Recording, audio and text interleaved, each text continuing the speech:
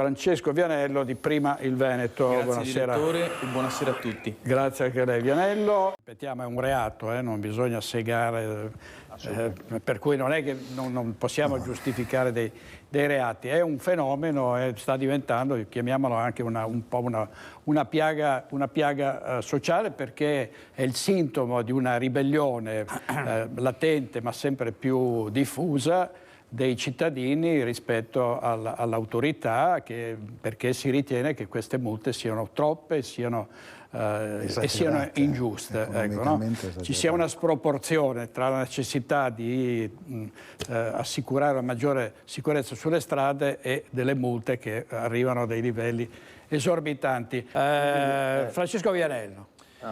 Sì, sono sanzioni veramente odiose, fermo restando la necessità di rispettare i limiti di velocità, purché siano adeguati a quel tratto di strada che stiamo percorrendo, perché se c'è un tratto rettilineo in mezzo al deserto, in mezzo al nulla, mettere 30 all'ora o 50 all'ora come limite di velocità non ci sembra adeguato alle esigenze del traffico, ok?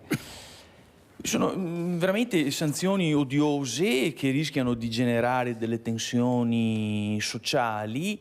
All'epoca del Manzoni, nei Promessi Sposi, lui diceva che il popolo assaltava i forni con i forconi, cioè il popolo esasperato oggi qualcosa fa, protesta in qualche modo. Certamente questi non sono metodi civili per protestare, ma bisogna rivolgersi alle amministrazioni comunali di competenza spiegando le proprie ragioni, magari creando dei comitati di quartiere, dei comitati di cittadini che espongano i motivi della protesta.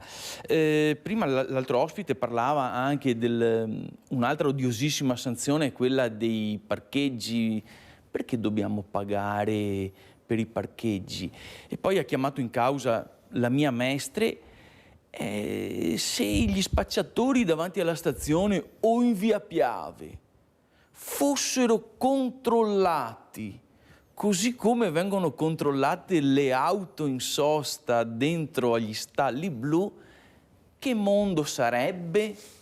Ma lo stesso vale anche se i clandestini che sbarcano quotidianamente sulle nostre coste fossero controllati capillarmente, no? Uno ad uno, come appunto le auto in sosta.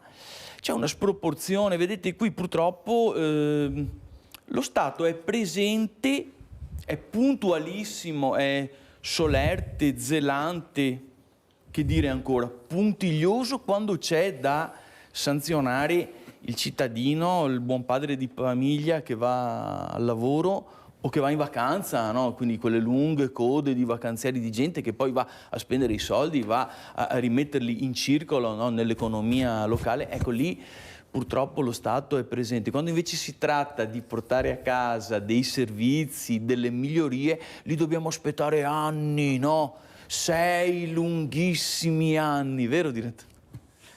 Ma anche perché sono collocati come se fossero delle trappole. Assolutamente. Nella maggior parte dei casi sono messi in quelle situazioni dove, come lei diceva giustamente poco fa, si passa da un limite, si passa da 70 repentinamente a 50, poi di nuovo a 70, e ora capisci che lì è fatto apposta per prendere in castagna